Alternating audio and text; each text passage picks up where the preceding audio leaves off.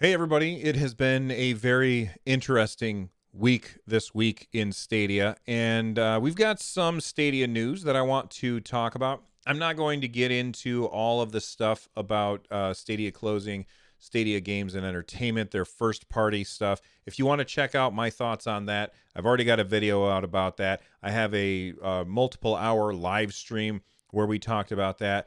Today, we're going to be talking about three things: some games that are coming to Google Stadia, and some more Project Hailstorm stuff due to an APK. And I don't remember what the third thing is, but I'm sure that we'll come up with it at some point. If all of that sounds good, then click the buttons down below and let's get started. Let's get started today with the APK Teardown for Stadia 3.2 on Android. Oftentimes you will see little hints of things to come hidden in the code base of the APK, which is basically the file. For all intents and purposes, it is the thing that you download onto your Android device in order to use Stadia. So 9 to 5 Google gets into that APK, and they unpack it and they find all kinds of stuff on there. Let's see what they did find. So first off, we do have another piece of information about Project Hailstorm. It says here, let Project Hailstorm by Stadia take your gaming experience to the next level. Again, there were a lot of people who were saying maybe this is something to do with Blizzard. Maybe this is something to do with, this gaming company or that gaming company finally bringing their games to Stadia.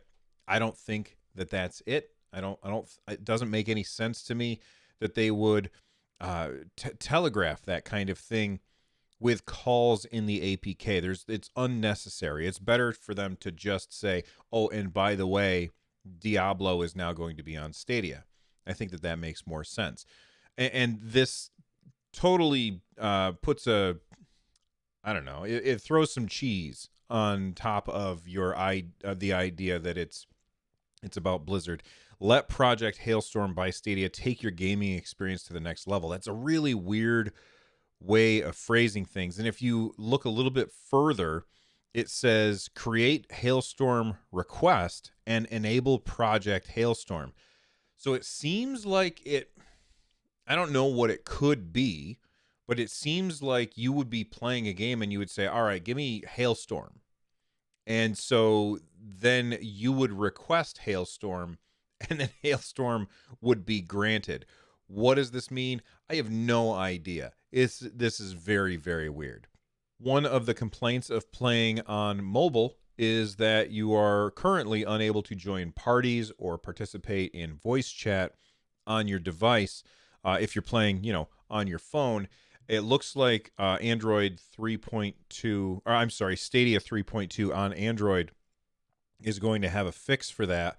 It says here Stadia 3.2 continues working towards voice chat in Android, including work to offer separate volume levels for game voice and party voice chat. I think that's really good. It's always kind of a pain when you can't get the audio quite right and something's too loud and something else is too quiet and you're struggling to hear what people are saying.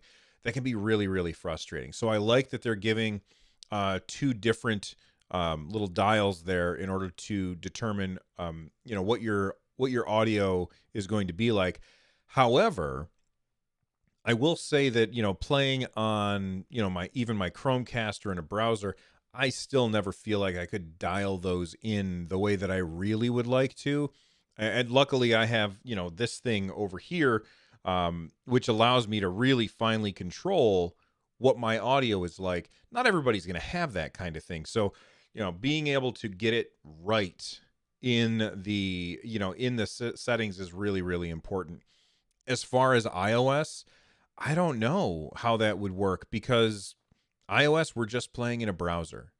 And so I don't know if I've not tried to do voice chat on iOS while playing a game. That's not something that I've tried yet. Maybe I'll try between now and Sunday's episode of Stadia Cast, and I'll be able to report more about that. But I haven't tried it. I don't know how they could really work that out without changing the website itself, because you can't just throw it into an app because there is no app. It's a web app. Moving on, Android TV, which is what is running on my Shield TV Pro and my Google TV that I have my Google TV that I have downstairs and in the room across the hall here. None of those three devices have access to Stadia. A lot of people were really, really irritated by the fact that, Google TV, the new Project Sabrina Chromecast launched without Stadia support. And they were like, what is up with that? Why is that not happening? A Chromecast or an Android TV that plugs into the back of your TV, that appeals to a huge, broad consumer base. And I think Stadia, a much smaller consumer base. So holding up this thing that you can sell to many, many, many people just to make sure that it launches with something that not nearly as many people are going to care about, I don't think that makes a lot of sense. So it made sense to me for them to just ship it without Stadia on there. Well, they did say that they would be coming at the first half of 2021, and here we are, still in the first half of 2021, but we do see some indicators in the Android app that says, look, we've got enable TV client playability issues UI, enable wallet integration. So it seems like they're putting all of that stuff, ticking all the boxes, getting ready to bring that to Google TV, which I think, Android TV, which is also Google TV. I think that's really big, and I'm looking forward to it a lot as somebody who will be very happy to unhook all of my extra Chromecast Ultras because I have Google TVs now. Speaking of Google TV, we're not sure if this actually has anything to do with, pairing a keyboard and mouse with your Google TV or pairing it with your Android device.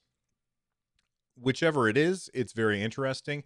Looks like there is a flag in the APK that says enable keyboard mouse input.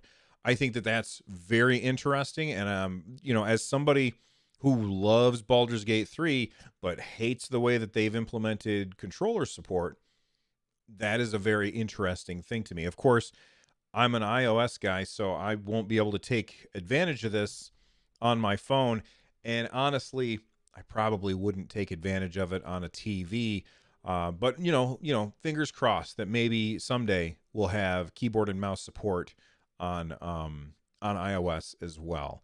Moving on, they are adding in right to left language support, which is good. There's something in here about a July promotion. It says, sorry, this code can only be redeemed during the month of July. Very interesting there. I wonder if they'll have like a 4th of July celebration thing, and they're going to say, okay, and if you claim this within the month of July, you get X. But if it goes into August, then you're beat. It just goes to show you how far in advance that this stuff is, because here we are in January and they're putting stuff together for July that's limited specifically to July. They have email notifications settings, as well as more information about the 56K modem joke. Overall, I think that this is some pretty interesting stuff. I'm very, very interested in what Project Hailstorm is. I'm very excited for it. I don't think it's simply a bunch of games coming to Stadia. I don't think it's simply a publisher X coming to Stadia. I think it is a feature of some kind, and I am very, very curious as to what that feature might be. Speaking of games coming to Stadia, of course, Peggy, you can always depend on Peggy to leak things that they're not supposed to leak. Terraria has been leaked as on its way to Google Stadia. The last time that we saw a leak from Peggy was for Killer Queen Black.